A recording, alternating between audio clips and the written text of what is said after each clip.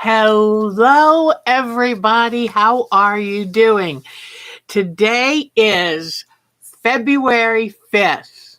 I think it might be my brother's birthday. But anyway, hello. How is everyone? I'm back and ready to show you a few things. One of the things is this is my progress on my exploding heart quilt. So I'm very excited. I was a little worried about the coloration because I picked the turquoise background, a kind of light turquoise.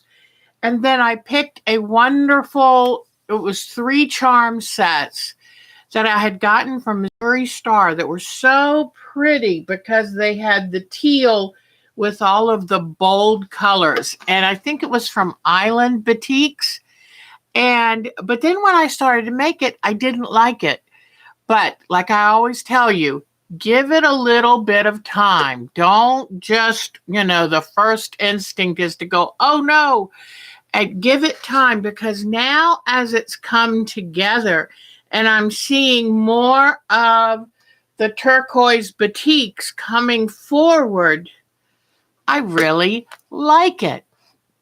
So, and especially when you see the border fabric I'm going to use. I think the border fabric is going to help it make sense. So, I don't know if y'all remember when I got this last year. I knew the colors were the colors that went with the charm packs and that background. So I kept them together. And what I'm thinking is that border right there has all of the colors of the quilt. I think that when I finish this, I've got a 2-inch piece of inner border that will kind of make the block float, because our teacher Debbie talked about making it float, and I think it will. And it's a piece of Jenny Beyer fabric. I ran out of that color because when I bought the fabric, I bought 3 yards of it, and I didn't know that I was going to need 4. So what I'm doing, let me turn on my fan. I'm having a summer moment here. What I did was found some Jenny Beyer fabric that was a pattern very subtle of the same colors. So that's going to be my 2-inch inner border. And when I saw this border fabric, I went, that will be terrific. And it'll pull all the colors together. So what I wanted to show you, hello, I'm going to come and see all who's here in just a moment. So I wanted to show you this fabric has 5 strips of border fabric, which is it's pretty typical. So now what I want to show you is how do you take and cut the whole length of the border? Let me show you an easier way, but I had to practice first before I'm showing you, because, all right, let me get everything moved around here and get up to the thing. All right. I wanted to make sure that it was printed on the straight of grain. What I like to do, now, I want to use the whole border. So I had to add a 1/4 inch on either side of the piece that I wanted. So I took and cut a 1/4 inch beyond that gold border, and I'm going to take and pull off the selvedge. And when you cut it and pull it, you get a very straight seam allowance.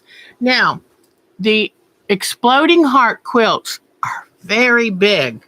So I'm going to need all 5 of these borders, and I should have a little bit left over. What I did is I measured the length of it and timed it times 5, and then measured the size of the quilt, but I wanted to show you. Look at tearing it. It does beautifully. Now, some people say, oh, but it leaves that little fuzzy whatever. That's not a problem. All you do then is iron it, and that's going to be in your seam allowance. But look at how much time it takes.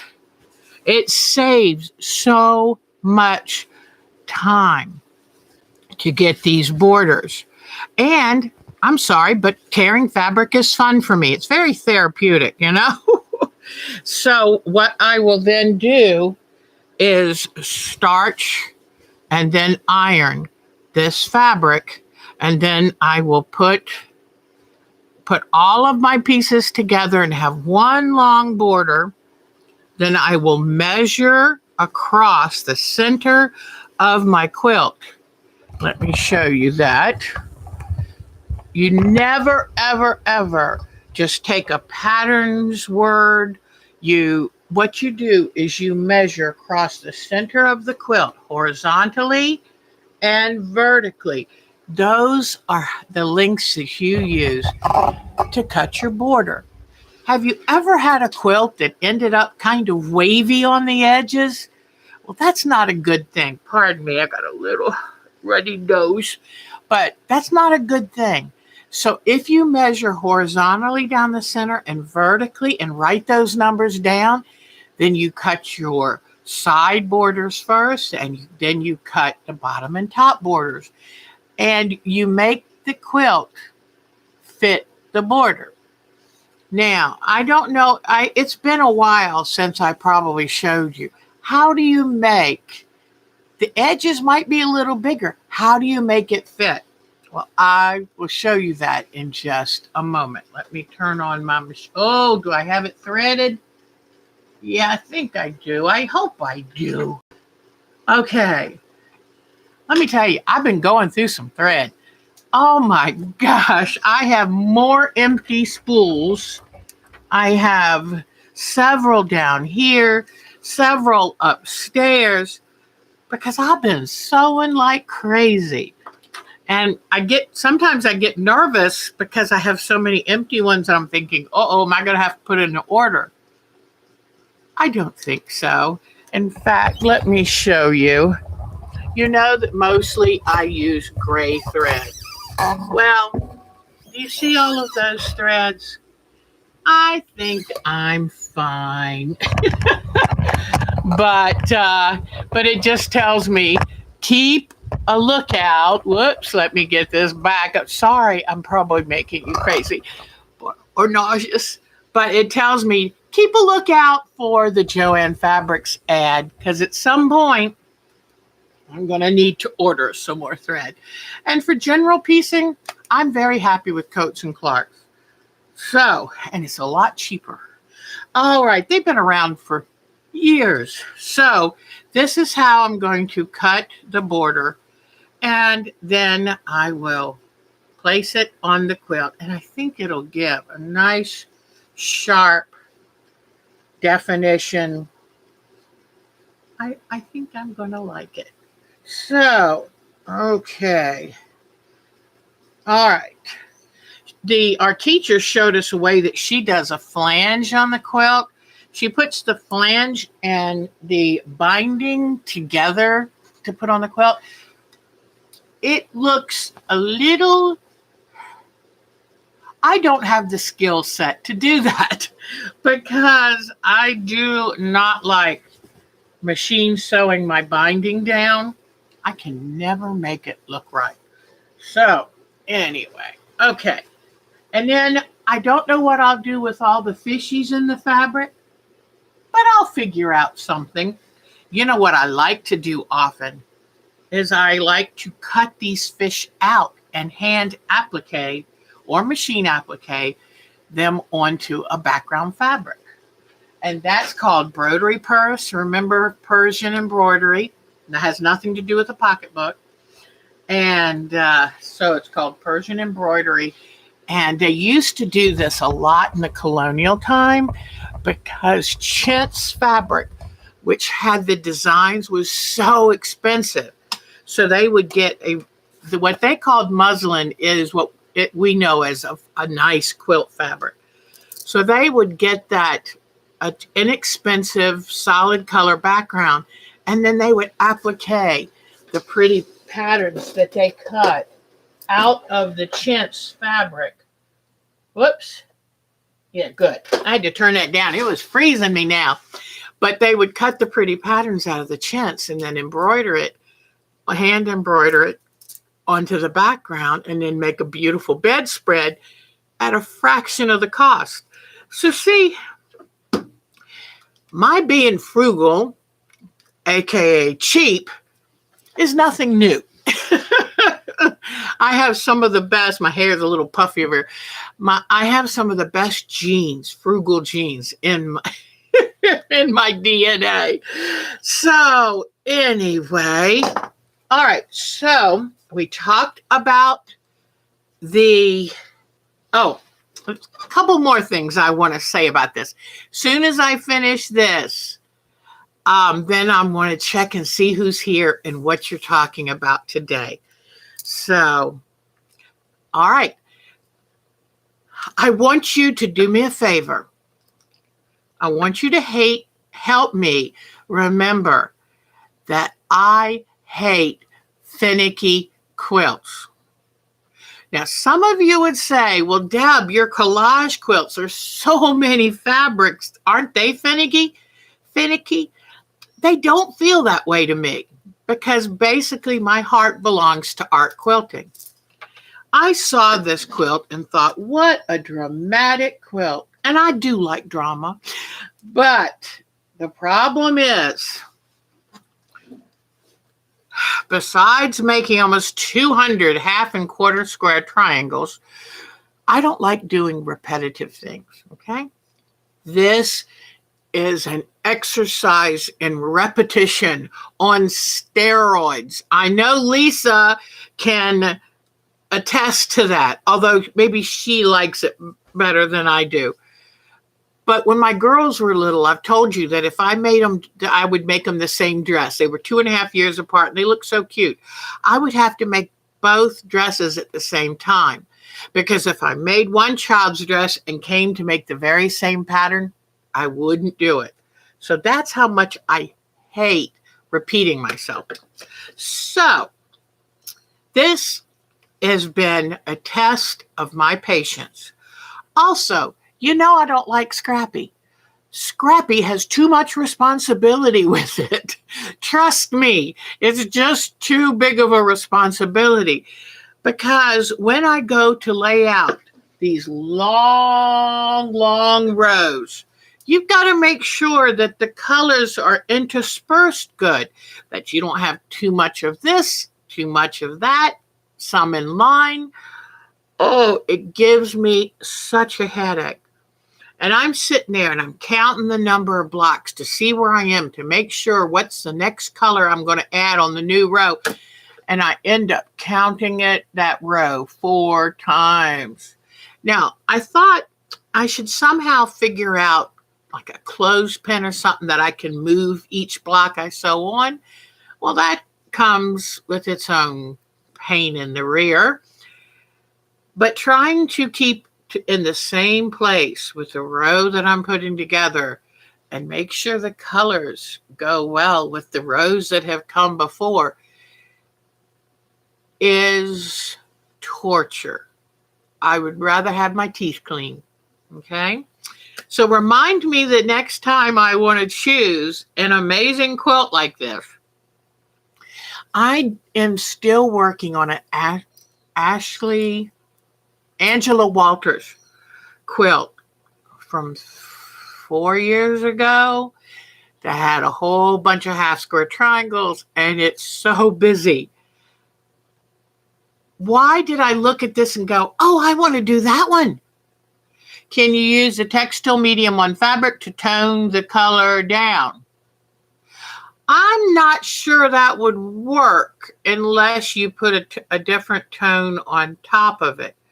Sometimes Robin, Robin is here. Hello. In fact, I'm supposed to. I wrote down the names. I'm missing one more, but we have Lisa is a new member of our group, SIO. Robin and BB. And there's one more, and I'm going to figure it out. I think it's a Karen. So, but I'm so excited. Yeah, I know Jody and Bonnie Hunter are my heroes because they love Scrappy. I find it torturous. I mean, my head, I've got such a headache right now. I got up this morning and started working on this, hoping I could finish it. No, I couldn't. So, but what I was going to tell you, your grandparents were all that top. Marcia loves her Scottish roots. Okay, so if you want to dull down colors, I've done a couple things, and I'm not telling you that you should do any of these. I had some bright greens, and I was making Asian fans. They were too bright. I bleached them. But you have to be really careful because you have to stop the bleaching action when you get to the right point. So you have to rinse them. And they say the one chemical that can stop bleaching is hydrogen peroxide. But I'm not saying do this. Do your research. Do things of your own choosing. I'm not going to take the risk. So that's one method to change the color of fabric. You can always use the back of fabric instead of the top. The other thing you can do is to soak a fabric in tea bags, and that will dull down. You could probably use coffee grounds, anything like that will kind of tone down. If you're good with dyeing, you can over dye a fabric. But if it's commercially made fabric, you have to scour it, which means wash it. I wash it with hot water and detergent and then rinse. Then I consider it scoured and ready to accept a new color. So I have over dyed a lot. I take sometimes a black and white graphic print and then dye it different colors. That is fun.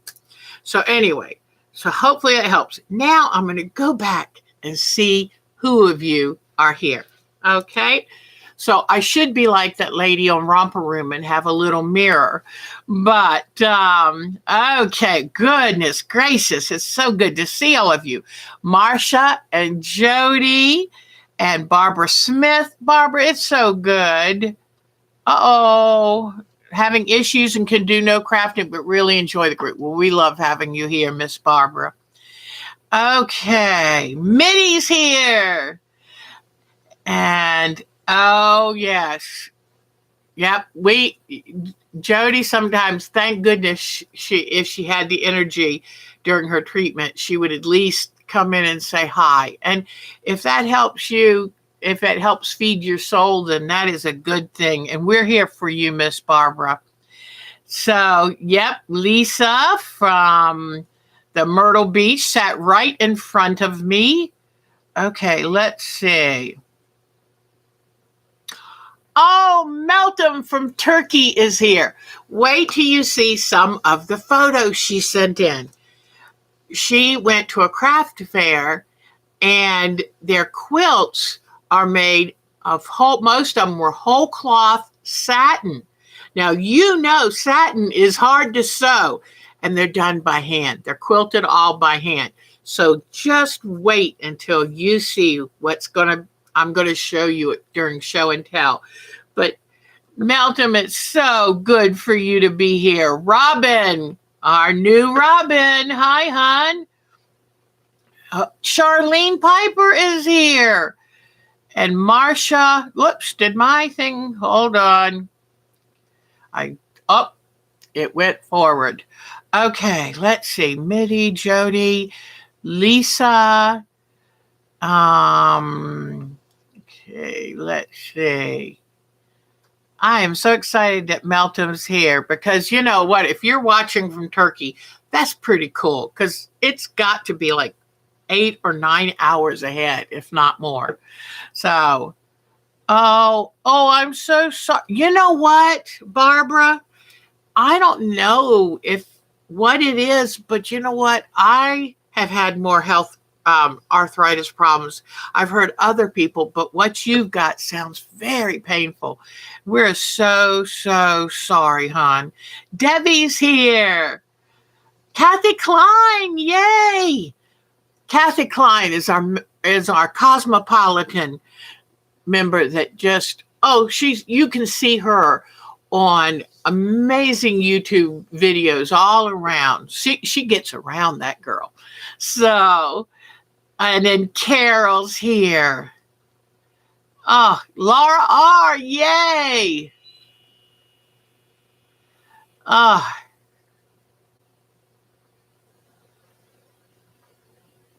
Oh, so you are going to get some radiation, Miss Jody. Okay, sweetheart. Let us know how you do, okay? Yeah, Marsha's a thrifty Scott. You're right. Okay. Yeah, I don't think textile medium on its own does a lot of dulling down. I think if you added a little of jacquard dye to it, it could. So you know how I have those little exciter packs, the little bottles, and it is a translucent dye. And then if you mixed it with a little bit of textile medium, and I just want to remind you, sometimes I go overboard with this and it makes the fabric feel plastic. This is an acrylic product, which is a polymer, and polymers are a form of plastic. So be careful. If you don't want to make it too thick, thin it with a little bit of water and maybe half and half even. But just remember, not too many layers of that acrylic fabric medium, because it'll then turn to the consistency of oilcloth, if you know what I mean, or vinyl. So, okay, let's see. Pat Fry is here. Oh, look, Lisa lived in Turkey. How cool. So, she lives in Istanbul. I was telling her, Turkey, how awesome. That's like the birthplace of civilization. It's an amazing country. We all know the songs Istanbul and Constantinople and all that. I mean, that is awesome. So we love having our quilters from, the spice market. I can't imagine. Oh, how neat. Oh, that is so cool. I love it. Diana is here. And I've got her final pictures. She was kind enough to send them again. The final pictures of our snow globe quilt, which was our most requested free pattern ever in 5 years. So we just love our Diana. All right. So I've got to finish doing a couple little things, and I'll do it while I'm sitting here talking to you. I remember I was gifted a gift certificate by somebody very kind who has now signed up for a Mancuso class. How awesome is that? I love taking, whether I take a class in person or especially I love the virtual classes. I can do it in the comfort of my own home.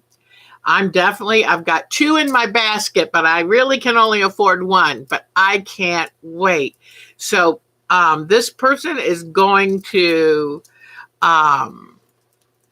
yes, they're being extra cautious. Jody had a stubborn form of breast cancer. It's a minority kind of breast cancer. It's not as common. And we're happy that she's doing everything to stay clean and happy. In fact, Jody, I've been meaning, I don't know if you feel like talking about it here, but I was going to ask how your heart is doing, sweetheart. She was concerned that there might be some damage to her heart from the chemo. She was on some tough chemo, but it worked. I mean, the tumor disappeared. So anyway, isn't that nice? They're being cautious. And I guess you've heard, the last thing I heard was like Wednesday. And Alex Anderson had a double mastectomy, and she said, talk about it, put the word out. She wants to serve as an example or an encouragement for women to get their checkups and get their mammograms. You get winded a bit. Okay. I was reading something too, that the heart muscle with careful exercise or whatever, can, with some things, come back and get stronger again. So that's a good thing. But I know Miss Jody's doing good when she is cranking out quilts, and we love that. So, oh man, this is so awesome. I'm so glad Lisa's here. It's nice when she can connect with another member. And that's what I love about this group. We are a virtual quilt bee, and I love it. So I got so many new pictures to show you during show and tell. I can't wait. Michelle Lang. Michelle Lang is the lady who gave me the impetus to start this. And she used to come sew with me every week years ago, and I miss it. I miss her. And so I thought, you know what? If I come online, maybe it's a way to connect with other quilters. Because, especially who knew the pandemic was going to hit? But it was a way we could still safely meet together. And that's wonderful. So, oh, good. And you know what? That's nice for Miss Jody to hear. That is very, very good. That I know the more I heard from other people when I had my cancer, the better it made me feel. So that's wonderful. Oh my gosh. That's right. You do have a birthday in February. She's going to be 70. So let me know what it's like. I'll be there in 4 years, I promise. I hope I'll be there. This is wonderful, wonderful, wonderful, wonderful. Oh, I would love to be able to travel like that. Can you imagine the colors of Turkey? Like you said, the spice, the smells of all those spices, because, that part of the world taught the rest of us how to start making really good food with wonderful spices. So, in fact, what was the trading company that really opened? It led to the discovery of here, because they were looking for a shorter route to get to all the spice countries. So that's wonderful. Let me drink a little water. I'm very thirsty today. Okay. Yeah, Jody's a young one, but most of us are around the same age, and it's really nice. Okay, so let me get, these have been starched and ironed. Today, we're going to start a new block of the week. Now, do not panic. Do not yell at your computer screen. Because if you are too busy right now to start a new project, do not worry. But my friend Nazrin is excited about it. So even if just one person participates, and let me show you real quick, I've got to do a little more starching. Let me show you this real quick. You can kind of watch me while I do the starching, because, you can see how I do it and compare it to how you do it. But I've already starched these fabrics. Let me get stuff out of my way. All right. What I like to do, I just pulled off hunks of my fabrics for my first block today, because I wanted to starch them. I recommend the block that we're going to do, which I will show you in a moment. The block that we're going to do is going to be, in fact, I've named it A Nod to the 19th Century. So they're traditional blocks, and they're a little more complicated than you might be used to. So I recommend that you take your fabric and you starch it. And the reason I recommend that, you don't have to, but the reason I recommend that is because it helps when you starch them, it helps to give a stiffness, a crispness that makes it easier to get accurate cuts and piecing. So I just took little pieces. I'm just spraying on the good old inexpensive starch from Walmart. Usually I let it soak in just a little more. If you don't let it soak in, that's when you get the little flakes, white flakes that happen after you iron it. And you just iron it until it is dry and laying nice and flat. Now let me move these two out of the way so I can get these others. But I was trying to get this all done before you got here, but I said, it's okay. I'll just do it while they're here with me. It's kind of nice to have somebody here while I'm doing the work anyway. Sometimes it feels a little lonely to be in the sewing room all by yourself. Although sometimes I put on a good book, audiobook. Right now I'm listening to a Maeve Binchy, and I just love it. She has story after story, and sometimes I get a little confused about what is she talking about now?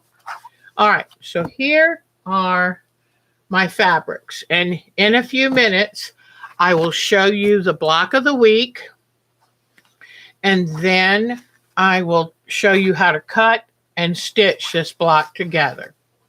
And what is this piece of plastic for? I'll show you that in a minute. All right. So anyway, I had a sweet Christmas angel who got me a gift certificate from Pineapple Fabrics. And I had seen this Paula Nadelstern fabric and fell in love with it. Let me turn that off now. I don't think I need it for a bit. All right. So here is the fabric. And as you can see, I've already been cutting out some of my wedges. I have decided to do a kaleidoscope with this.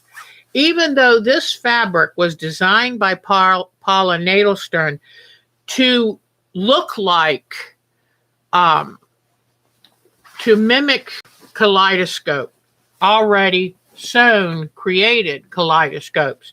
But I thought, you know what? I thought I can do even more.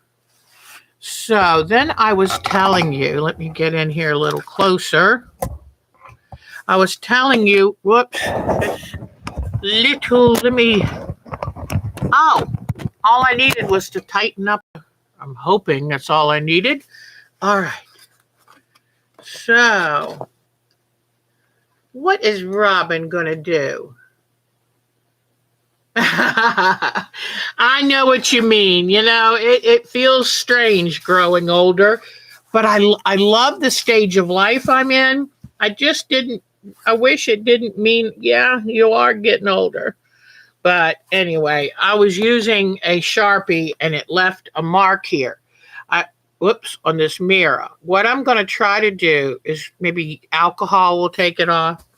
All right. So what I did is then I came along with this mirror and I picked one place to put it. And I said, okay, let me go this way. If I put it here, what other design? Let me turn it sideways because I think that might be really dramatic for you to see. So, oh yeah, here we go.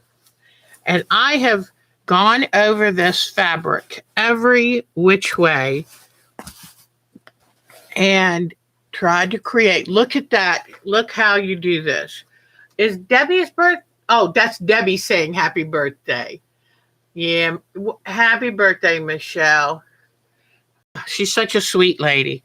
So now, if you can see in here, and I'm going to zoom you in, look at the design that you get. Now, there's the fabric, but look at what you can create. And wherever you move it, it changes the design. So I'm going to go back to here. Now, what I decided is I want to cut 6 wedges, sew them together, and have the design. So I looked in the mirror and said, okay, see how in the back those 2 lines don't match up? Then I know I don't quite have it in the right location. So I played with the mirror until I had 6 wedges. Now see how it matches up pretty darn good. All right. By doing this and counting in the reflection and seeing 6 wedges, I was pretty sure if I drew the line, if I come in here, let me see. Let me grab some more. Oh, I hate to use yellow. It's just going to blend. Let me try to find another color. White. Okay. So if I come in here with Taylor's chalk and I draw a line, see how whoops, let me back it up a minute. I put my hand down firmly on the top of the mirror, holding it in place. Then I take and run my Taylor's chalk, and there I go. Now today, and so I took some template plastic and I placed it. Let me see if I can find here. Is this the one? I placed it. Yep. I placed it on here and then did some registration marks. So what I did is drew, this is not exactly that one, but let me see if this one's more of it. And yeah, this is it. Okay. And so then I drew, let me move it up just a little. I used that Sharpie and I drew registration lines on the template. Okay. So I put this on there and I drew the registration line so that way I can know up. This one goes right here, line it up, and you can cut out another one, do them one at a time, takes a little while. And then you know you can, once you have 6 pieces of that same design and put them together, it's going to look like that. Now, what I did today, because I thought I like kind of winging stuff, but when I teach you, I want to teach you a better way. And that is, I know that if I want to do 6 wedges to make a circle, does anyone know how I figure that math out? I want to find out how many degrees I need each piece. Does anyone know? If not, I'm going to tell you, but I love giving y'all a chance to show off if you know it. How do you figure out? Okay, tell me one thing that tells me you know. How do you figure out how to make 6 wedges and what size to make them? Oh man, y'all are great. Y'all are great. Yes, a circle is 360 degrees. Yeah, there you go. You cut up a pie. So you take 360. Let me do that for you real quick, because if you haven't done it, it feels intimidating, but it's not. So you take 360 and you divide that by 6, because I want to make 6 wedges. You could divide it by 8, 10, whatever, 4 even. But 6 into 36 goes 6 times, which is 36. You just bring up the 0. So that is a 60-degree wedge. Okay, so see, it's not really that hard. Sometimes, exactly, Sonia. God, y'all are so smart. I love this. I love this. All of y'all. Sonia, Jody, Diane. Well, Diane can cut a pie. Laura, Sonia, all of y'all know this. So you just divide how many segments you want to do out of 360, which is the degrees in a full circle. So that's easy. Very good, y'all. I'm so tickled that so many got it. So what I did, I thought before I do this show, I want to see how close I got guessing by just seeing if it lined up. This one gets a little messy here. Whoops, it's a little, wait a minute. Yeah, I just need to do a little trimming here. The most important part of a 60-degree ruler is right up in here. Doesn't matter how long it is. It's if you can get this angle right here right, and the lines go straight out, there you go. I know, see, we did need geometry. But look how close I got just by lining up the design in the mirror. I don't know if you can see it, but I'm putting my fingers on the side to show you that I got them. You know what I should do is put paper under it. Here's another one. Now this one, it's a little short, so I just need to put a little arrow that says fill it out just a touch more, because you have to get them perfect if you want it to make a circle. But look at this. So when because I was up watching TV and I didn't feel like coming down and getting a 60-degree ruler, but look at that. So that is pretty cool. And it's just a matter of when you use that ruler, you look in the window and this one's a little big, so I need to go back and trim that just a touch. If I don't make it exactly 60 degrees, the problem is then you get a ball cap effect. You put the 6 pieces together, and if they're too big, they kind of puff up. If they're too small, they sink in. So what I will do before I cut the rest of my fabrics out is line this up with the 60-degree ruler, okay? And see, it says right here, Super 60, clear view triangle, okay? Always put your names on your rulers, especially if you're going to go to any kind of class or retreat. But anyway, so I just wanted to show you that. I'm so excited. Here are the pieces that I've already cut out.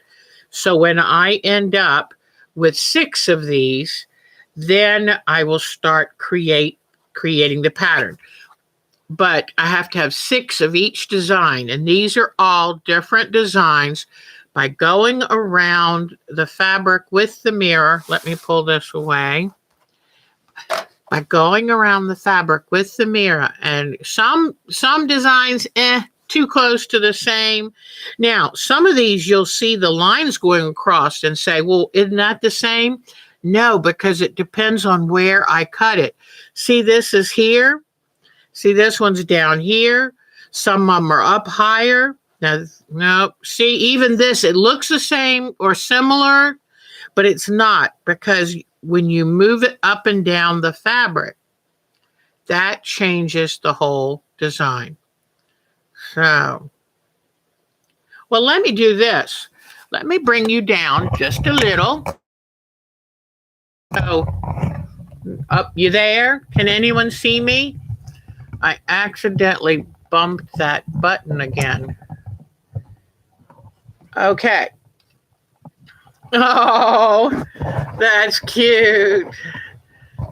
Okay, here we go. What I'm going to do is I'm going to take each of these, and please tell me if you can see me. Somebody just say yes if they can see me, because I accidentally hit the cable for just a moment. But yeah, you could do that, but I only have a little over a yard of it, and it's so complicated. I would rather go in one at a time. Oh, good. Thank you, Miss Marcia. Oh, used to write all over drywall to explain algebra. Oh, that is so cute. I love that. Okay, so now let me make sure I have this. And I'm going to take this little piece of fabric and I'm going to press it up in there. Whoops, let me get it in good. Now you can see what that block. Exactly, Pat. Stack and whack. Now let's watch this one.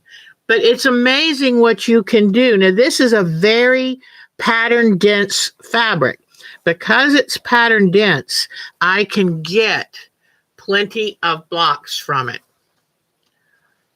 But isn't that cool? Rhonda's here. Hi, Rhonda. So good to see you. Okay, here's another one.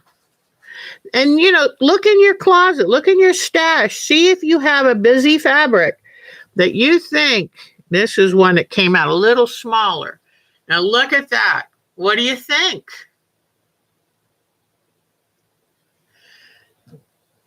All right, let me do another one. I wanted them to all be different. Some might be a little bit similar, but you can use a floral fabric, any fabric with a strong pattern.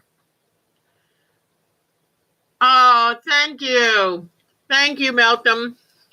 All right, see that? All right, now let's try this one. But are you seeing that they're different and they're fun?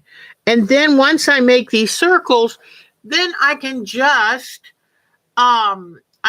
put them on a background or put them on blocks and then put the blocks together.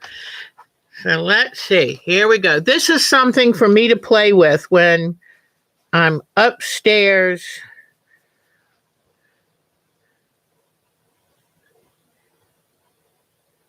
It does, doesn't it? Isn't it interesting? And you would look at that fabric and go, that's just too busy. I don't know how I'd use that. But yes, you can still do it. And each one, oh, I'm so glad, Rhonda. We're happy to have you here. And we have a Groups.io website you can join. We've had 4 new members this week. Look at that one. Isn't that's just kind of like a furry flower too. So those are the ones I've chosen. So I think it's 8. Let me see. 1, 2, 3, 4, 5, 6, 7, 8. Yes, it's 8 blocks. So, and you know, if I can make more, I will. One thing I tried to do was to make the blocks, I drew them all on the fabric first before I cut any, because I wanted to make sure that I was making the best use of the fabric. But look how many repeats she has. She just has repeats and repeats. This is why, if you want to do a kaleidoscope type stack and whack or whatever you want to call this, normally you would buy at least 2 or 3 yards of fabric. But with this one, it is so pattern dense that I think this just over a yard is going to do me. So, and this little mirror is Marty Mitchell mirror that I bought, and it's not really glass. It's a very fine acrylic. I love it. Oh, goodness, there I am. So anyway, I just thought I would show you this. I'm kind of doing on the side. Now, with over 100 UFOs, I could be working on something like that. But you know what? It is just fun to play. All righty. Now, and just so you can see one more time, because they're so pretty. These, okay. One of the fabrics that I got with my gift certificate was this one, which is a border fabric. And I'm going to do a quilt with solids and put this border in it. I think it is beautiful. Oh, thank you, Miss Carol. Thank you, thank you. Okay. But isn't that just pretty? Sometimes you can just find one thing. And what I'll do is I will carefully take my time to find some solid fabrics that this will work beautifully with. But I love that. It's just so different. So that I also got, then I also got a yard of, I think it was green landscape fabric. When I went to Myrtle Beach Quilt Party, I bought this from, oh gosh, they are, they're, oh, I forgot their name now, but Patty and Cindy, I got this from their station. It's a Cave Facet Collective by Free Spirit. I just love this. For one thing, I plant almost 40 caladiums in the yard every year. And that is so beautiful. So beautiful. So I bought that when I was at Myrtle Beach. I would love to just roll all in this fabric. I just get so excited touching it. Then there was a little stand that had these wonderful Allison Glass. I went to Pineapple Fabrics one time and heard Allison Glass give a lecture in person. Her colors are playful. Her designs are playful. I just love, love, love this. And who would think of putting mustard and purpley pink together? I mean, it's just awesome. Or green and goldish mustard. So I just love these. These are great to have. They're just fat quarters. They're perfect to have in my stash. All right. And then when I was there, y'all know that I found this stack of fabric. Let me take out this, and this. I found this wonderful stash of half yards. And I have been looking for fabric that had that look of French General. This fabric is by the Three Sisters.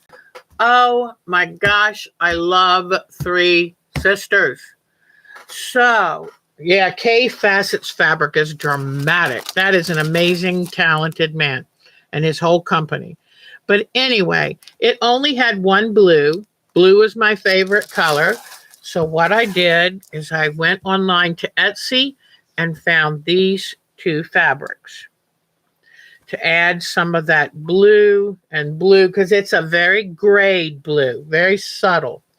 Then when I went to take my sewing machine in, and they couldn't fix it, but I found this, and this is official Three Sisters fabric, which is out of print. Let me just show you this. Whoops.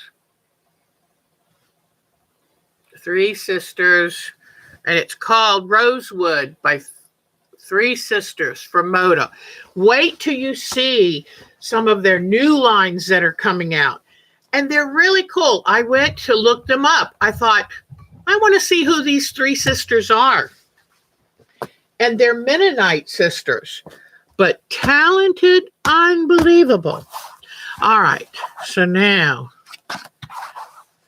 what I've decided, now this is how I work, okay? I have been collecting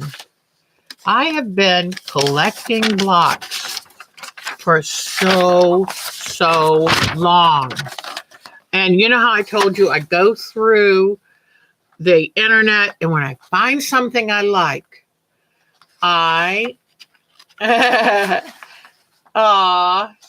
yeah, there you go. And when I find something I like, I think I'm going to start collecting the blocks, and then when I get lucky enough to get the fabric, I'll be ready. So here are pictures of blocks that I have collected off of Pinterest. And I thought these would be gorgeous in the French General fabric line. Well, then I've also thought, if I make these blocks, how will I lay them out? And so this one, I love the 9 patch and the bars. That's really cool. This one, they're kind of floating. There is sashing, but it's very subtle with the background. See the cornerstones? But I love that. They're all on point, and I love the border. And then there's this layout, which has the 9 patch blocks and the bars, but these are laid out on point. Again, on point. Okay. Good job, Lisa. There you go. You just look right through it. So here is what I've saved on my computer. And last night I put this page together. This is going to be the block of the week that we work on for the next 12 weeks. Now, you do not have to do this if you're busy right now. You may just want to save them. And when you save them, you can do them whenever you wish. But what I did is I picked out blocks that come from, these are from several different sources, that picked out blocks that are 19th century blocks. So someone in the 1800s would be able to look at these blocks and recognize them. Okay? So for me, this is kind of a nod to tradition. So I made that, and then what I did is I went into EQ8, worked out what size would I have to make a 12-inch block. Now this block will finish, they don't use the word finish. When I am done making this, it'll be 12.5 inches. The 1/2 inch is taken up when you put it with other blocks or sashing. So isn't it pretty? And so this will finish off. When it's in the quilt, it'll be 12 inches. I feel like that's a good size to work with. I want a good size quilt. So what I did is when I entered it, and each week I'm going to take a picture of one of these blocks and draw it in my EQ8, figure out all the cutting sizes and instructions. And what I did is I sat down here last night and I figured out the sizes, and then I pretty much walk you through with the written. Now, I would love to have put pictures of what you do, but I don't know how to do that. So I would have to draw them all out, and it was getting late last night. But anyway, I kind of walk you through, even telling you which way to iron seams so that you can nestle them so that they will fit very accurately. And it says up here, before cutting your fabric, starch them for ease of sewing and to improve accuracy. This is, you can see with all of these different seams, you need to starch them if you possibly can, or best press or whatever. It just helps to give a nice firm hand so that when you stitch these, it makes it easier on you. So now let me quickly, and I'm going to put this on our group's IO. But if you're not a member and you'd still like to do this free pattern with us, just send me an email at OurTimeToQuilt@twc.com, and I will shoot it right out to you. I'm thinking, I was trying to decide if I was going to do this by month or by week. Honestly, it will only take me a half an hour to do a block. And I think I'd like to do it each week and keep the momentum going. Sometimes when I stretch something like this out to once a month, I lose interest, or I see something, another squirrel, and I'm off in another direction. All right, so I'm going to now I'm going to bring you up, and get that thing out of here. All right, so let me turn this a little. All right. Whoops. Come on, Deb. All right. And I can't forget. Whoops. Come on. Get back up there. I can't forget to show you. But what I want to show you this before we go to. All right. I would suggest, since this is a very traditional block, you can shop your stash, but if your fabrics have a very strong traditional feel, I think those would be the best choice. Okay? So the center of this block, as you can see right there, is a 4.5-inch square. I decided I wanted to fussy cut this square. Let me get this camera right. I'm sorry. Hold on. Okay, I want you to be able to see it all, and that's tricky. All right. Let me see. Come on now, camera. Don't be difficult on me.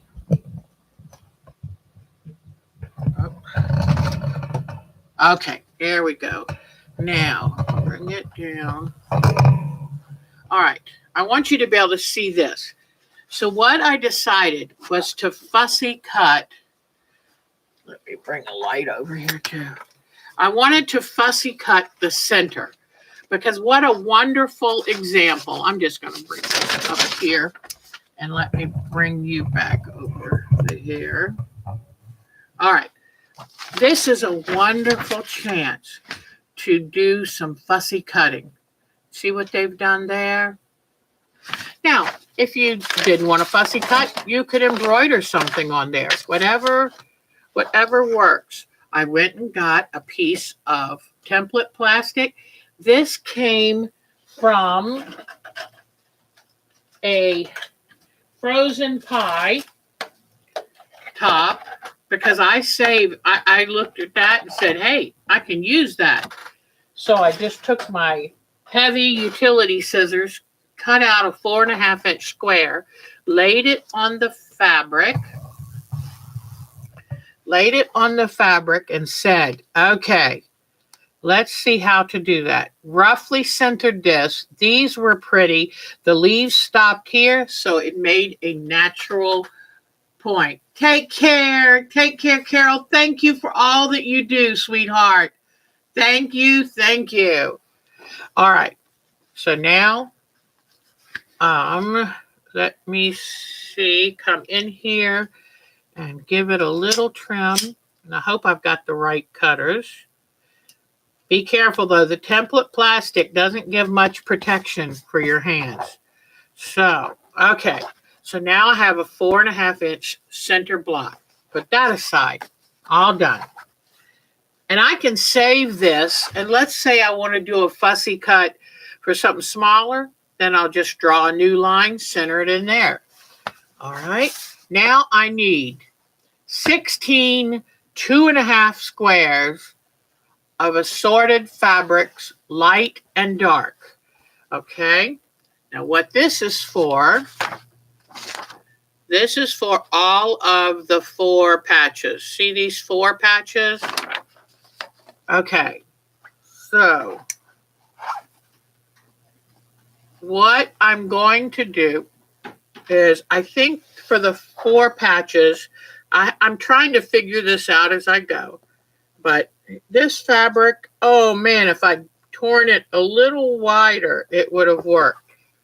But I'm going to go ahead and hold on one second, please. All right, I want something safe to do this cutting. So I'm going to neaten up this edge over here. And there, it's on the half and half, and it's pretty straight. So now I'm going to go 1, 2. So if I go 1, 2, and I know it hangs over a half, there we go. There's a 2.5. Then 3, I'll go up to 5.5. That'll give me another. And what I have left, okay, I'm going to take these. Unfortunately, I can't get 2 out of them. I can just get 1. So I'll come in here and trim off this. Then I'll line it up with these lines. Now, some people say you can't trust these lines, but I'm going to. All right. And now I'm going to trim that. So here are 4 2.5-inch squares. All right, and I need 16 light and dark, so I need to remember that. I think that 4 is all I'm going to do out of that fabric.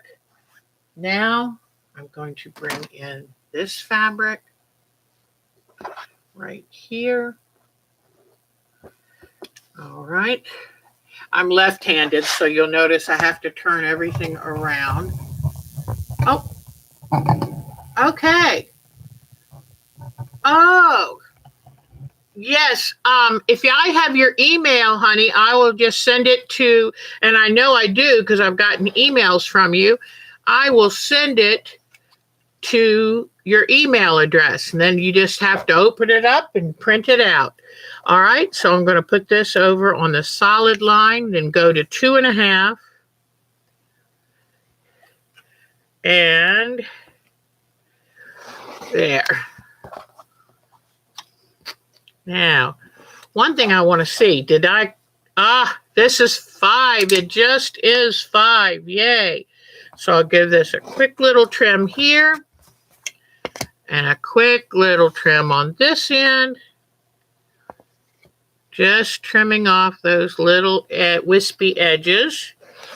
All right, then I'll come right in the middle here, lay this on the 2.5-inch line, and now I've got 4 of those. So that's 8 of, they're not really dark, but they're kind of medium.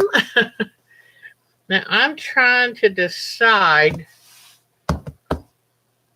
I think I want a red one for my squares on point. I'm trying to decide if these 2 colors will be enough of a contrast. I'm hoping they will. All right. So now what I'm going to do is cut this real quick. Oh, yay. This one's 5. So all I have to do. Now, when I was looking, I thought about just picking a background, like an off-white or cream. And I thought about just doing one background color. The one thing that bothers me about that is it's going to be such a sharp contrast since so many of the fabrics in the container are all mediums and darks. And I'm worried it's just going to be a little, whoops, why do I have 2 of these open? Which one was I using? But, so then I noticed the blocks that I had found on Pinterest. I noticed the multi-light colored background, which to me gave it more interest and made it look more like an old-fashioned, a 19th century quilt, because they would have used what they had. You know, they didn't go to a new fabric store and just decide, hey, yeah, I'm going to do this. So, okay. And I'm worried. Are these going to be? Yeah, it's looking pretty good. All right. And then I'm not going to use this one because this is has a little more color in it. So now what I'm going to do is, I think I'll use this one. Nice and light color. Ah, good. I'm so happy that I cut these 5 inches wide, at least. This is wonderful.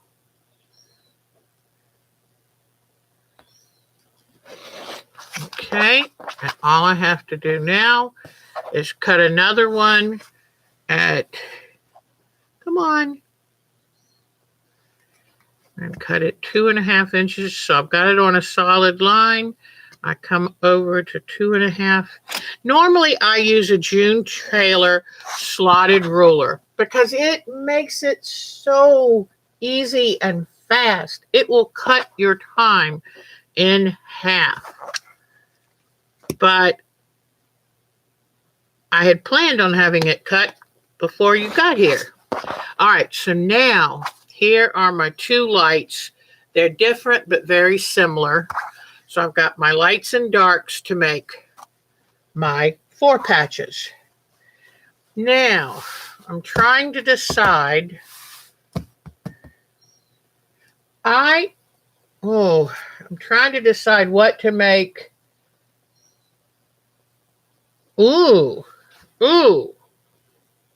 I'm going to use this. What I wanted to do is I didn't want this green and this blue to be hanging out there with nothing except the center. But this has some of that in it.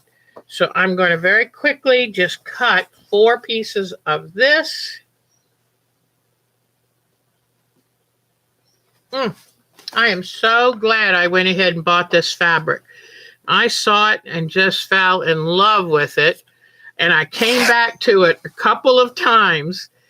And what I'm going to do is cut it 3 inches wide, and then I can cut it down. So 3 inches by 5 inches,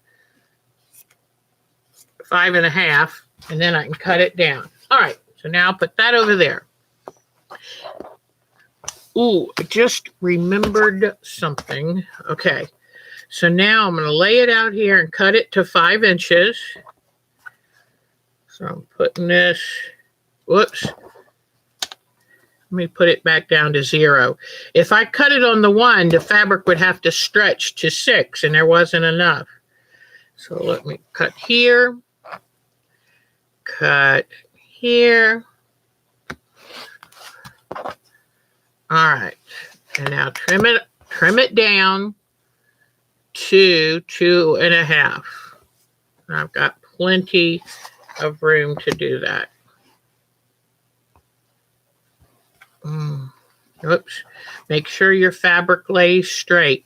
You only have one chance to cut it accurately.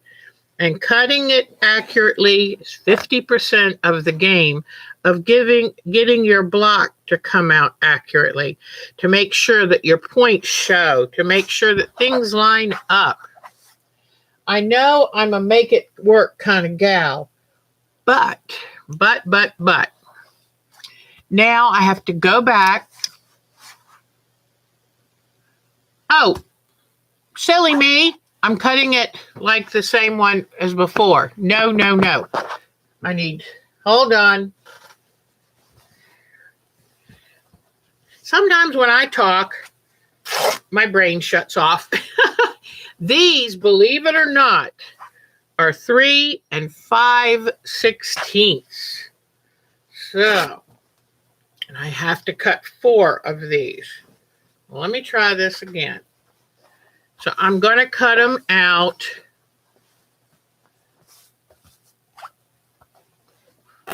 4 inches. I'm going to cut the basic fabric out 4 inches wide. Okay, now let's do this again. This will be saved for another block. I will end up using it at some point.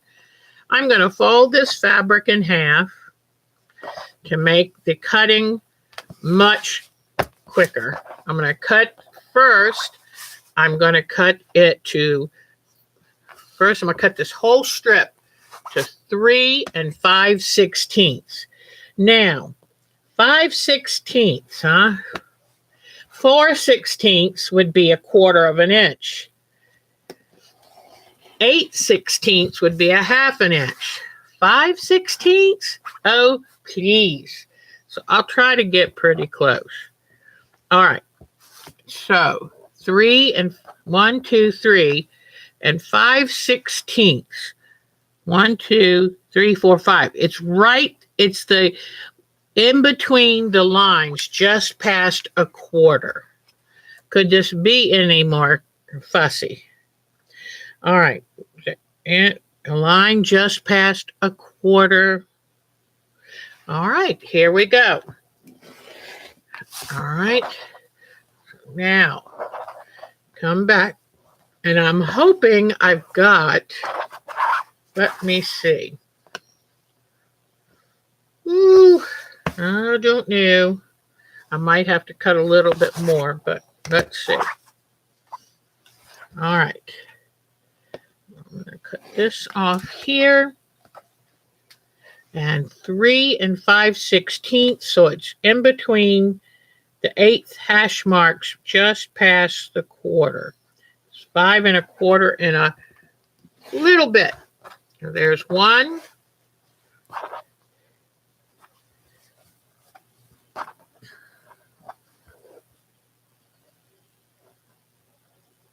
Three and a quarter and just a little hair more. 2.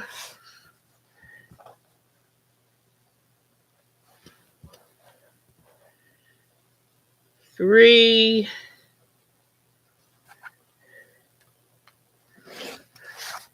And yep, a little short. Well, I'm not going to get to all of that today anyway, so I'm going to set that aside. One more thing that I need the little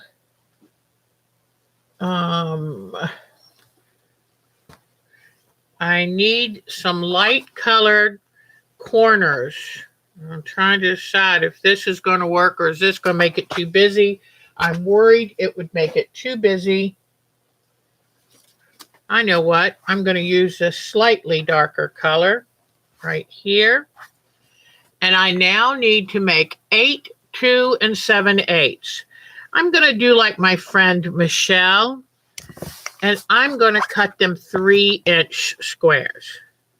Because 2 7/8 is awfully close to 3 inches. So it's good enough for me. All right. 3 inches. And 3 inches and 3 inches. All right. Now, anytime you hear 2 7/8, it makes you think of half square triangles because that 7/8 is a very common measurement for half square triangles. So yes, these squares are going to be cut in half, and they've got an important job. All right. And it's almost time for show and tell. Please stick around for that because boy, do I have a lot to show you. We've got some great, great photos. All right, so here we go. Now, I'm going to lay these out here and show you how we turn these. This is going to be, this along with these are going to be square in a square block. I know you've probably heard of square in a square and think, how in the world do they do that? It's really not that hard. All right, so I've got them lined up at one end, have them perfectly lined up at one end so that when you do the little trim, you're taking off the least amount possible.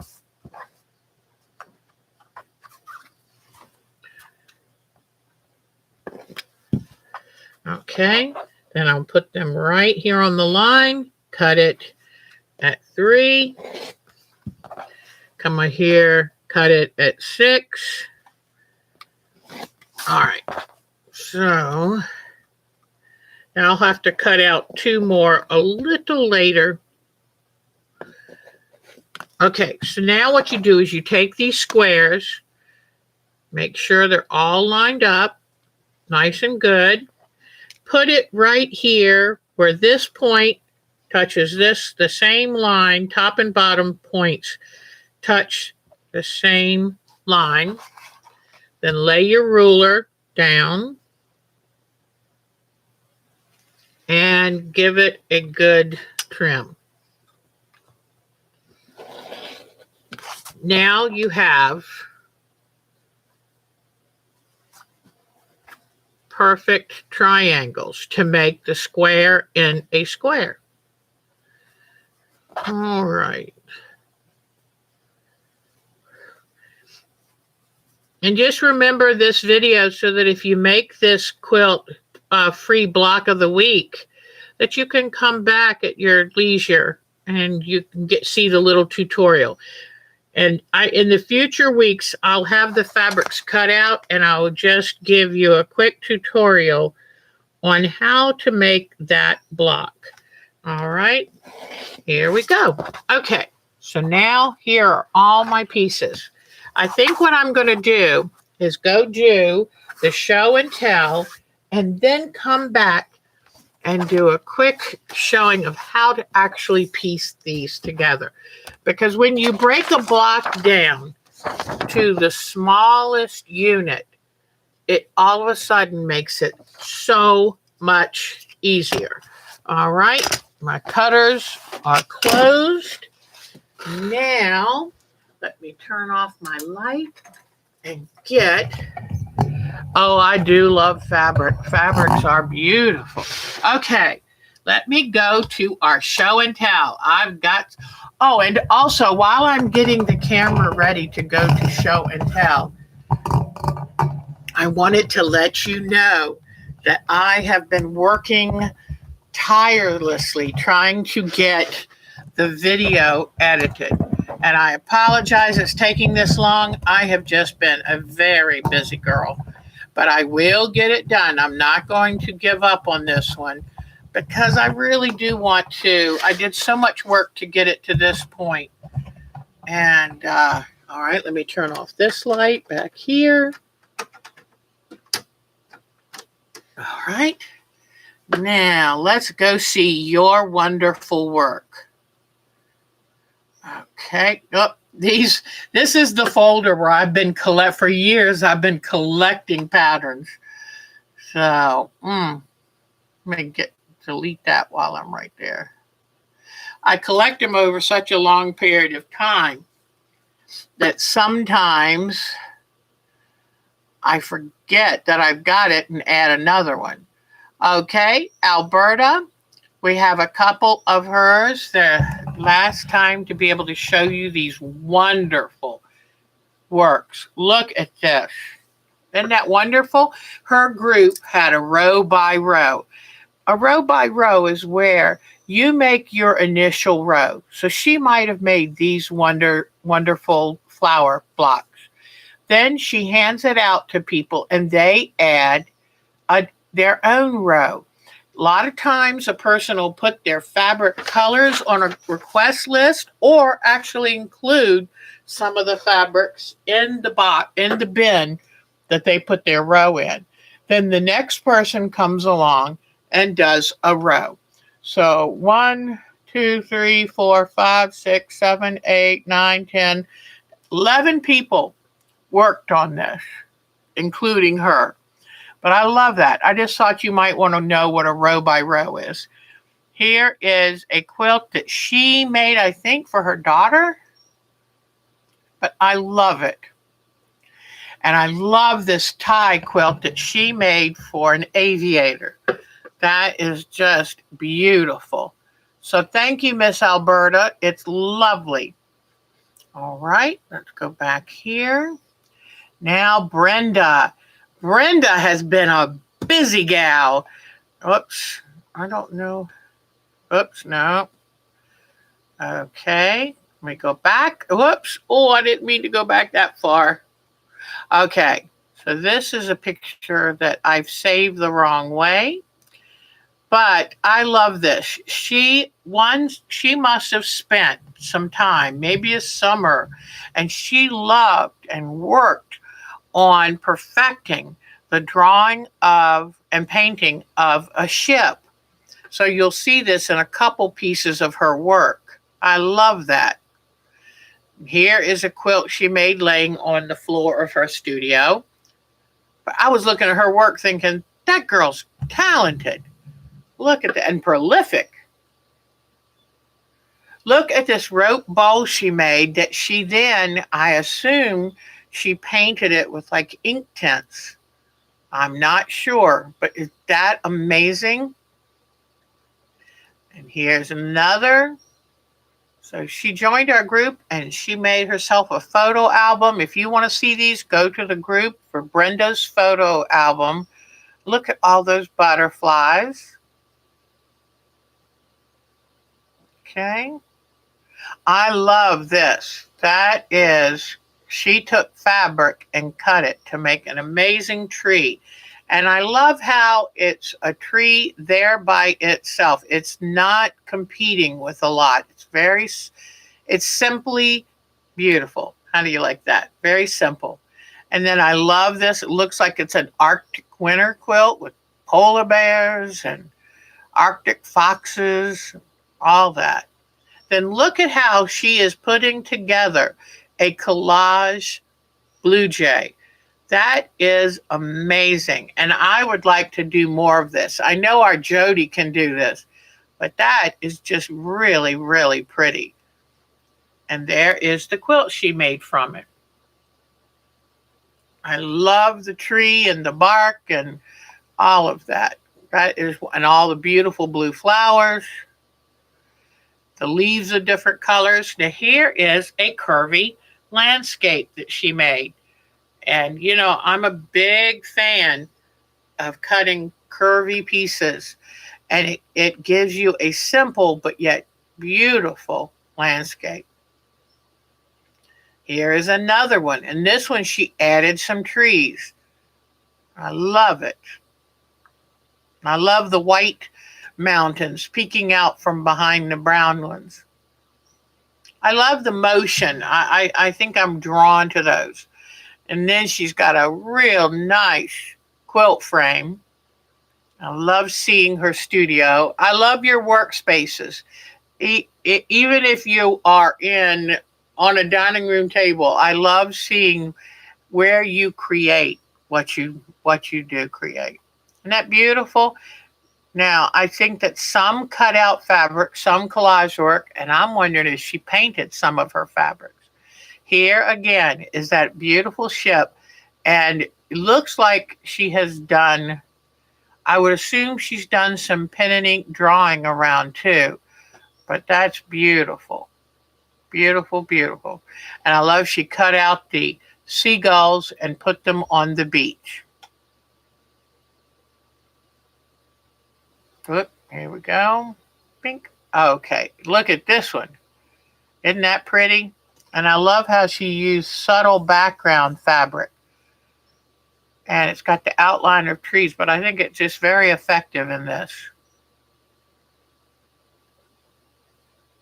There she is working on that.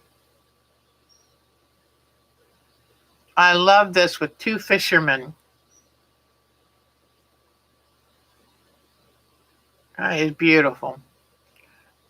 Here is a lighthouse.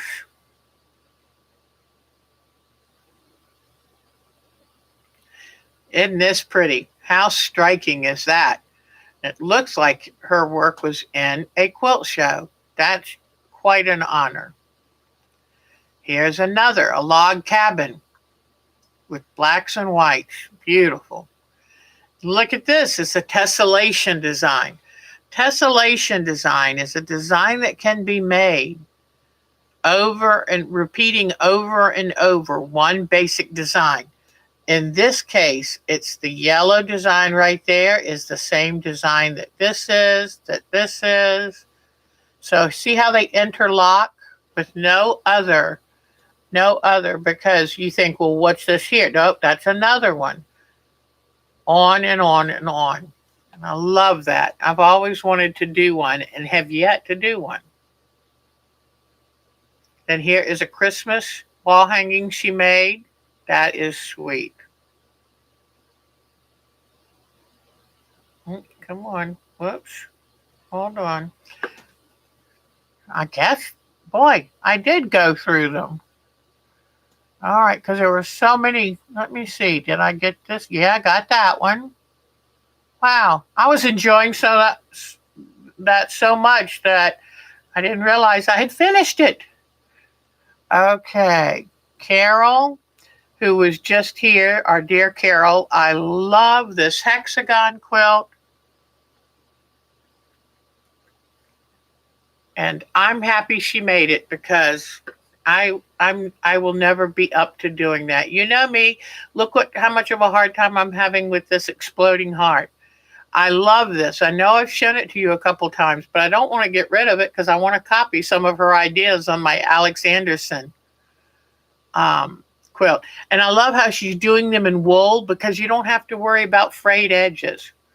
And wool has a nice hand to it, meaning the way that the fabric feels and acts, and it makes it very easy to work on. I love this artwork she did. She is very, very good at embellishment and creating a work of art with fabric and threads and found items like buttons and beads. She's very, very good artist with that. I love it. Okay, now let's see who is next. Diana B. She sent in her completed quilt, which I dearly love. And the little snowflake appliques are perfect. Isn't that beautiful? And I love how each person chooses something slightly different, whether it's in the colors chosen for the snowmen or the background blocks that alternate. That's wonderful. And there is a close-up. And remember, she designed this. It is beautiful. And I even love how she quilted it, following the shape of the snow globe. So it, once again, it highlights the subject. And that's wonderful. All right, Dolores. Dolores, look at this amazing quilt. We saw her when she first started taking the class, and I think this was an online class. And I just love the different strips and then the way she embellished and brought the eagle to life with thread work. She's a very talented artist. So here again is the finished quilt. That is absolutely beautiful. And I love the little border section because it kind of looks like bird tracks. Isn't that awesome? But it also gives it a little bit of a southwestern feel too. So, and look at the two inner borders and what looks like a flange. Just all of that extra work to bounce the colors back and forth. It's very smart to do that. Here's yellow, there's yellow, the beak's yellow.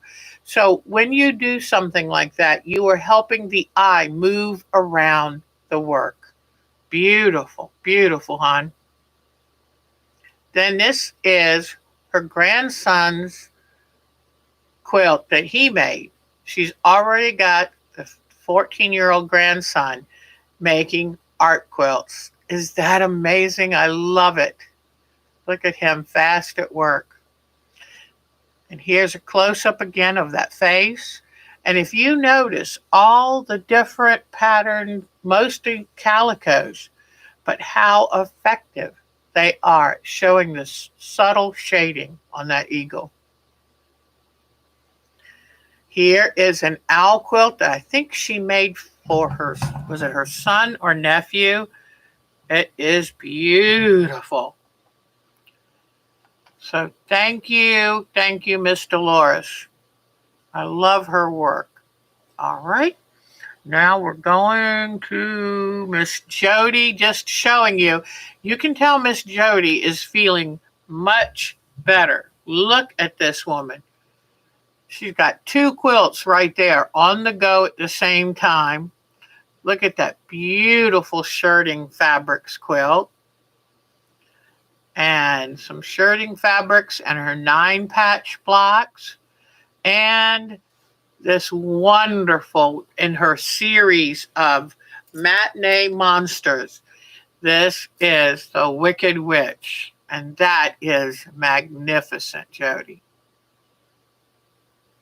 So I love Miss Jody's work. Now we'll come down here to Lisa, who I met at the Myrtle Beach Quilt Party. Oh, now that's not supposed to be in Lisa's. Hold on. Well, I'll go ahead and show you these because I put them in the wrong place. It was late last night. These are from Meltem, from Turkey.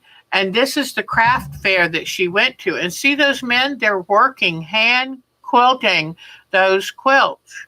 But look at that beautiful work. And I was telling her, this is what we call whole cloth quilts. And it's where you take one piece of fabric and the design is put on in Turkey by hand on satin. That is amazing. She said they're very heavy with the batting and the backing and all that satin. But aren't they beautiful? I love how every country and region has its own take. Now, this is a pieced one, but it's still with the satin. Isn't that beautiful? Oh, and then look at all of this. And she said it's hand quilted. That is amazing. Beautiful designs. Look at them working on that. Oh my gosh. Tiny stitches. Look. That is just beautiful. What I love about a whole cloth quilt is it gives you a chance to really appreciate what quilting does for a quilt. Look at this one. Just beautiful. Isn't that something? Tiny little stitches. Now we're back to Lisa's. This is a class she took. The other were Meltem's. This is Lisa's. This is a class she took last year at Myrtle Beach Quilt Party called Antelope Canyon. That's very, very sharp. That just makes me think that looks like a lot of work, but how effective. Then here is her beautiful, beautiful exploding heart quilt. I told you she had the best range of pinks. They were just lovely. Beautiful, beautiful. Then here is a beautiful ornament she made. And I absolutely love it. It's got the pink flamingo on there. And I'm looking at the little beading. Look at the little flowers, the little pearls with the little beading around it. I mean, that is really beautiful. And since we both love the Myrtle Beach Quilt Party, whose mascot is a pink flamingo, I think it's wonderful. So thank you, Miss Lisa. I can't wait to see more of your work. Okay, so we got to see Lisa's and Meltem's photos. Next is Miss Mary. Remember a couple of weeks ago when I did the sea oats grass and hand-painted fabric? Well, this is her version, and it's wonderful. Miss Mary has a lot of energy, and her inner artist is coming out all over, and I love it. I love seeing what she does. She took a class recently at a group, Art Quilters, and this is another artist. This is B. Bernasconi's beautiful artwork. This woman's a graphic artist, so look at that. Isn't that beautiful? And then it was called a stitch camp and day 2, and what happened is they used acrylics to paint their own fabric. They created their own fabric. Then they cut it up and put it back together in a different pattern. Look at these hand-painted fabrics. And it was done with acrylic and hopefully textile medium. Look at this. Isn't that wonderful? I love it. Just beautiful. I love it. And you can pan paint the fabric and then use stitches and things to really bring out the designs that you painted in the fabric. Let me see. That might have, yep, that was the last one. Thank you, Miss Mary. We love seeing your work, hon. It's so happy. Then Miss Melanie. He's so cute. You remember Miss Melanie and her new baby, who's about 7, 8 months now, named Willow. Her husband surprised her with, she is a miniature dachshund, long-haired dachshund. Trying to get the picture to enlarge, but it won't. But anyway, she's having the best time with Miss Willow, and she takes it so seriously. Miss Willow gets the best training, the best care. Miss Willow got to see her first snow recently. Melanie said she wished she could have done a short movie.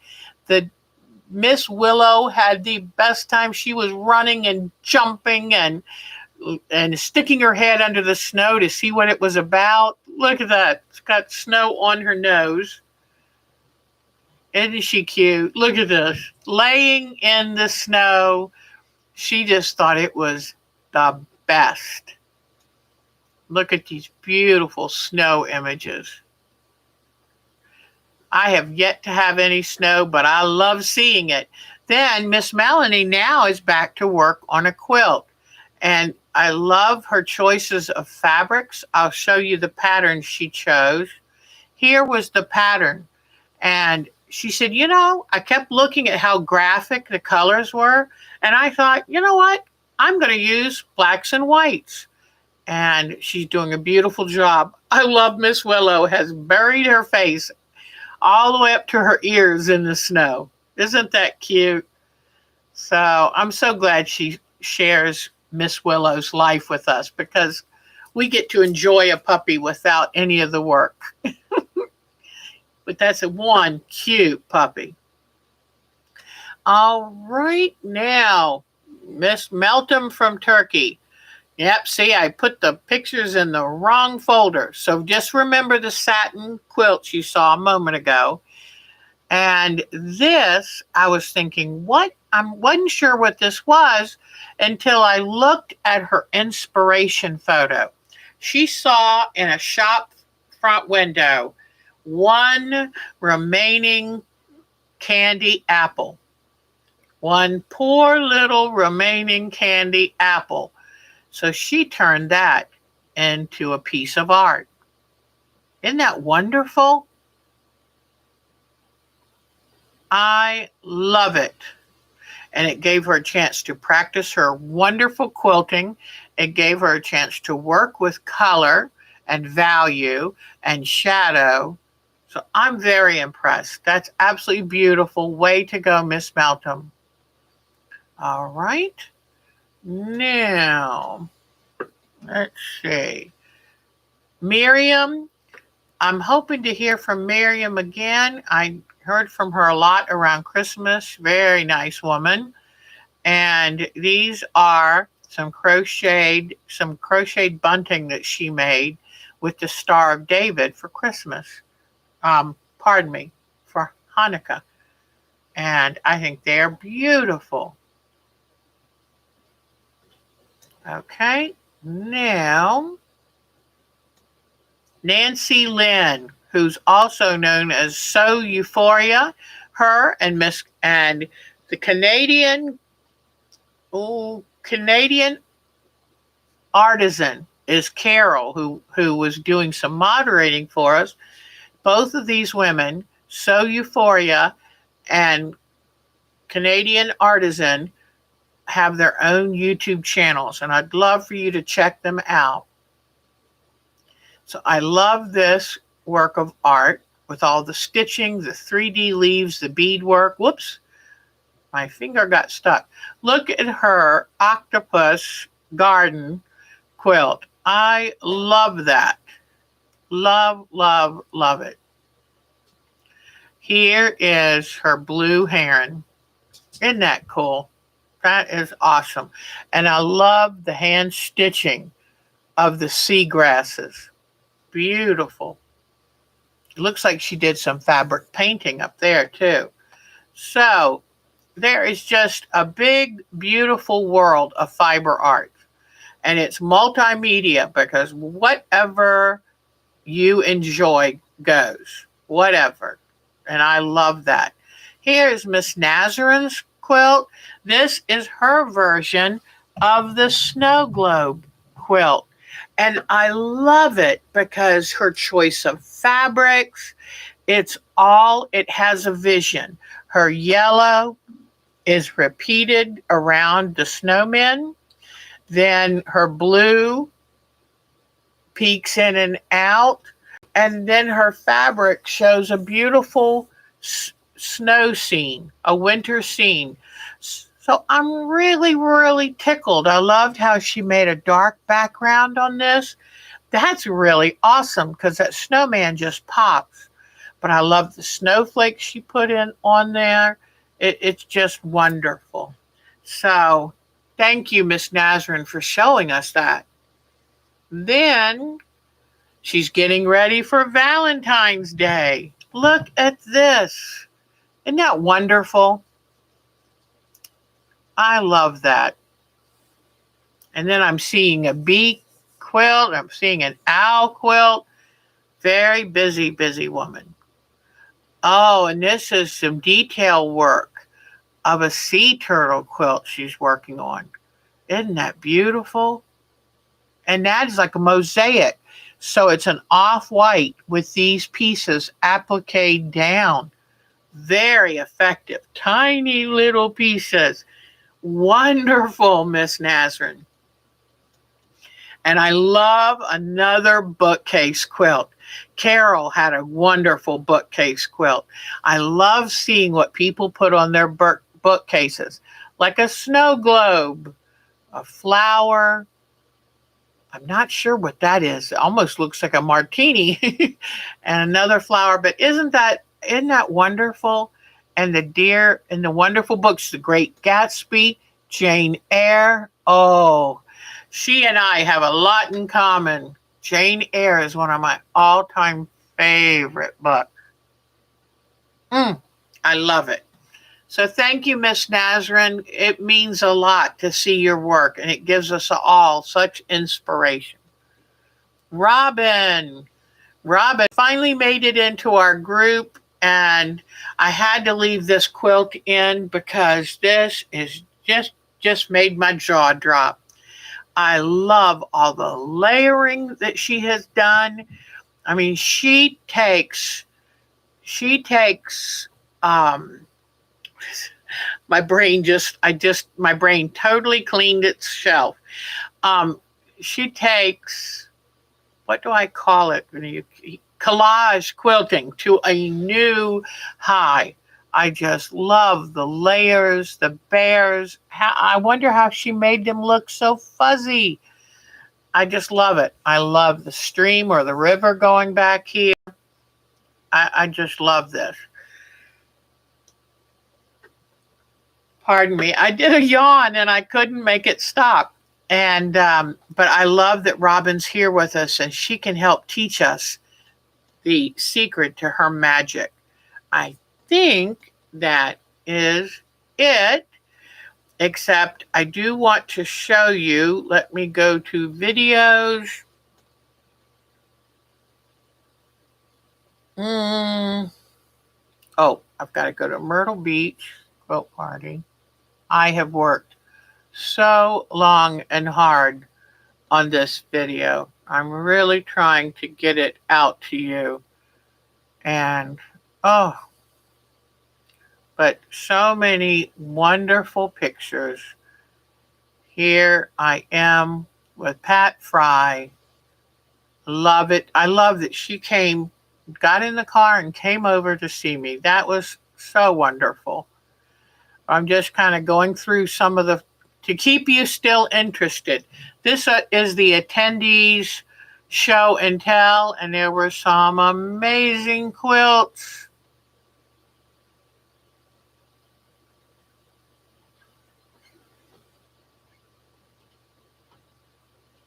That's a lot of pieces. I'm not sure I could do that. That's amazing. It's so beautiful. Look at this. So I have a lot to show you in the video, and I'm working very hard. You remember I made this quilt pattern last year. I took that class last year. I need to find it. My teacher said, I'd love to see a photo of your quilt. Here is a small version exploding star. Look at these cute quilts. So I have all of this on the video that I'm working really, really hard to, whoop, who is that woman? Here is our banquet. So I'm just trying to give you a preview because I promise, oh, here we go. I had to hold the camera up. My hand was not holding steady. But anyway, I will get this finished and put it on. So I took video of the classroom, the banquet, tried to just give you a good idea of what it was like to go to the quilt party. All right, now let me try to turn this camera around without disconnecting. You get to see what's up on my wall. What does Deb decorate her room with? A whole bunch of stuff. And I had to figure out how to put my exploding heart. How in the world could I? Deb, don't do. Oh, phew, that scared me, girls. But how do I put my exploding heart? Because it's so wide. How do I hang it so you can see it? Well, on this end, it's hung to a light wire. And on that end, it's hung to a piece of rope that's on the cabinet. So, all right. Do you have any questions of what you saw? Anything? You love the oh, yes. I love feather star, but I'll never make one. You know me. I have certain quilts that I'm like, nope, I'm not going to make it. I'm not going to do it. Too many little tiny. Oh, that's speaking of that, though, it brings me back to showing you. I will put on our site. This came from Shay Stitches blogspot.com, and it was a free print out magic method, and it's doing the 8 half square triangles at a time. So next week, I'll show you this. We'll actually do one in real time. Okay? So I'll make sure to put this on our site for you. If you would like it and you're not on our site, just email to me. And okay. Whoops. Well, let me come over here. All right. Now, we're about running out of time, but I just wanted to show you a couple things about this block. Alberta's here. Okay, what I'm going to do first is take to do a square in a square. Let me show you this block again. To do a square in a square. That is this block right here. Okay? It's really not that hard. And you have the triangles here. And what I'm going to do is fold the triangles in half, do a little pressing right there, because that will show me where the center of that triangle is. Because when you put these triangles on the square, the ends are going to run long, and that's okay. But it tends to freak some people out because they expect the ends to match up. And if it doesn't, they don't know what to do. So I take these triangles and I find the center. Okay, see that?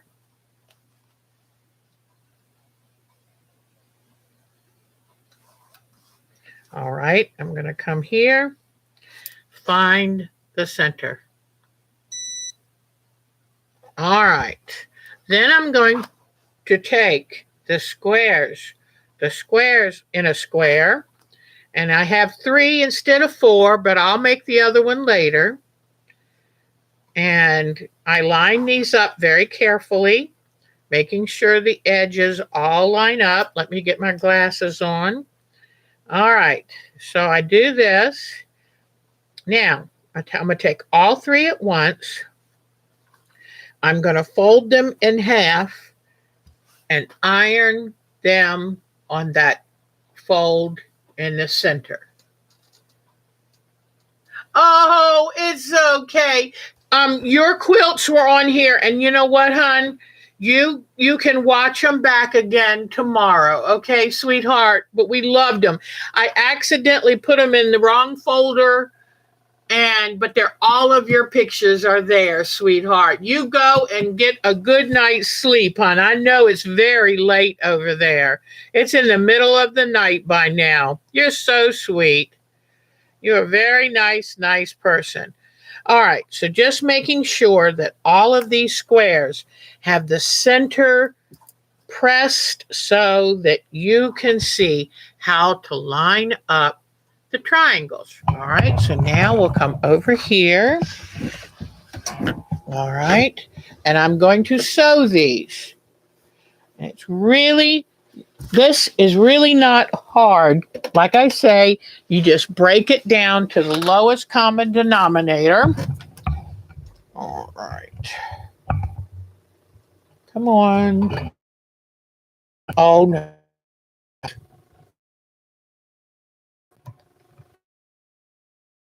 That's okay. Oh, I'm going to try not to touch it too much.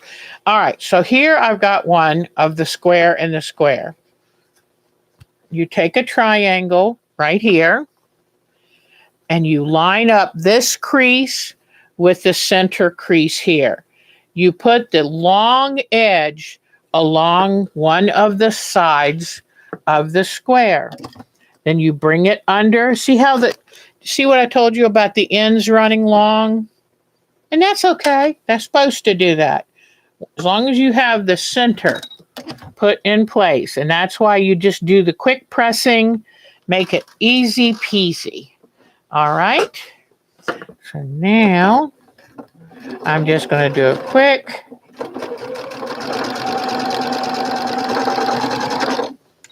All right. Take it out. And then I'm going to take and finger press it down. There you go. Then I'm going to come, and now I like to do them one side, then go to the other side.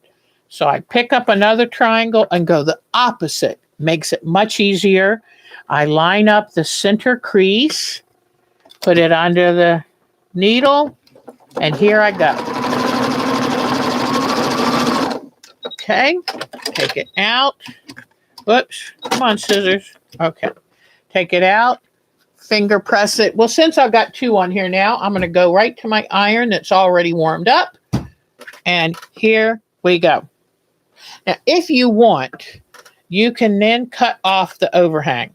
It's up to you. You can cut that off. All right.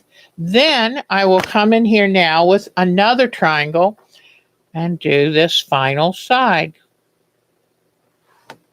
Well, next to the last side. I have to start back where the white fabric touches the white fabric. Off the edge. Okay. Then I'll give it a quick little press just to keep it all nice and tidy. And when you're done, you'll cut these little points off and see now you have a new square. Isn't that cool how that works? Okay, one more. And put this in the center. All right. If Meltem comes on here again, I'm going to make sure to do her photos. I'll do show and tell earlier because she is so sweet to come on here with such a big time difference. All right. Now I'll give this a quick press. Okay. Then just come in and cut off these little points. Here we go. just like that. Okay? Now, this is going to be on the row with this. So you look and see.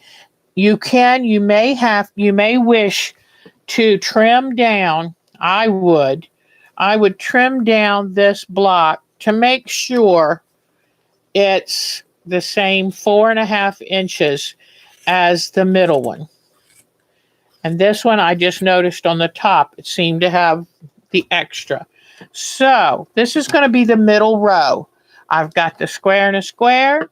I'm going to put the center fussy cut square, and I'm going to run that through. And I'm using gray thread, a light gray thread. It's my go-to thread because it blends so well. It blends with anything. See, here it is on that side. Here it is on that side. All right. You press the seam allowance to the dark on this. And I meant to tell you, on the one with the triangles, normally I would say press them to the dark. But if you try to do that, that's going to be too much fabric all coming together. So press them to the light. Now, if you can see the dark color coming through, then come in and trim anything that's showing that's longer than the light color, because it will show, but just come in here and trim it back. But press, this is the one time that I would say press to the light, because you're getting that bulk. If you try to pull all these to the center, you're going to have a mess. But now it lies nice and flat. So here, and then you'll make another one of these and put it on this side, okay? So here's what we've got so far. The only other thing, so those are the more challenging, if you could even call them that. Now I'm going to take my green fabric, my blue fabric, and my 2 lights, and I'm going to sit them here. I don't know why okay. I'm going to sit them here, and here I go. I'm going to take and put, let me make sure I've got the right side, because one of them's a batik, but one side's darker than the other. All right, and I just stitch these, and the fastest, easiest way to do this is to do chain piecing. So now I'll pick up a green and put it against one of these other squares. Okay. And then stitch that. Now, normally I would do all, what is it? How many? 8 pairs at once. Now I'm going to go and iron it to the dark on both of these. I'm glad to see that green shows up really well with the light color that I used. And on these, you definitely iron to the dark. And the quickest way to know you're ironing to the dark is to always put the dark fabric on top. When you it up, it will automatically make that go the right direction. Then I'm going to take these 2, and since you iron to the dark, the seams are opposite, which means you can nestle them right in there together, and you can kind of feel it. You can feel when they're nestled together. So then with the darks on opposite sides, you come in here and you run this through.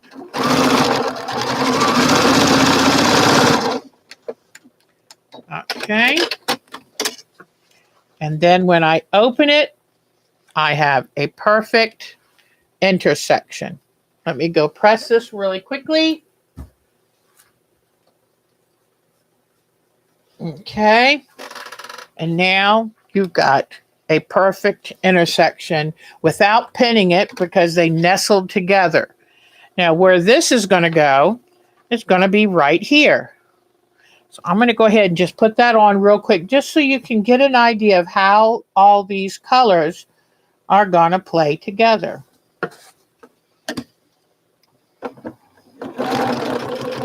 But normally I would make up all the blocks and do them in rows. 1 row, 2 rows, 3 rows. I'm going to stop a little short there because I'm going to have to add another block to it. So you're only getting less than half here of the block. Let me press this really quickly. I'm pressing away from the half square triangle because that half square triangle, see, I pressed away from the square and the square, pressed away from it because to try to put all those layers would not work. So press that way. So again, I'm kind of pressing to the lighter colors. Now let me bring the camera back up. I've shown you all of this. Just make sure. Okay. Whoops. Okay, hold on. Just make sure that you've got the components in the right places. So here is the picture of the block. Here is this part would be if right here. Right here. Okay. No, not quite right there. It would be here, here, and here. Whoops. Let me show it to you. Here, here, and here. Okay. So here this is. And I think this is going to be really pretty. Soft, subtle, very traditional. But I think I'm going to like it. So I will make sure to have this completed and have next week's pieces cut out so we can quickly just zip them up. You get to see everything of how it's done. Does that sound okay? All right. I think we have finished. I want to thank all of our new members. It's always exciting. I will put a file in our group with, and this quilt, right now I'm calling it a nod to the 19th century. Okay? But I will put this chart and I will put all of these in a file and I will put the file location for you. I will do this tonight so that any of you who are excited about starting on a very traditional block of the week and in just 3 months' time, we'll have a top completed. And, you know, that's the easiest way to get it done. Take one bite at a time. I'm going to sit here and finish sewing this because it's really pretty and I can't wait to see it come together. So you'll have the information and then take and pick out your fabrics wisely. A good 19th century. But if you want it modern, you go for it modern. But to me, I was really trying to create a 19th century quilt. All right, everybody. Thank you again for spending another day with me. You really make my week. And you keep me busy. Let me tell you, I'm more productive now than I've ever been. So I like it. Thank you. Jody, let us know how you're doing, sweetheart. See you all. Oh, the art landscape on Thursday night, it is really looking good. So come back and see what we're doing on Thursday nights. Bye-bye, everyone. You're the best. Bye-bye. Oh, you're welcome, Laura. Y'all are all so wonderful. Bye-bye. Now what did I do with my mouse?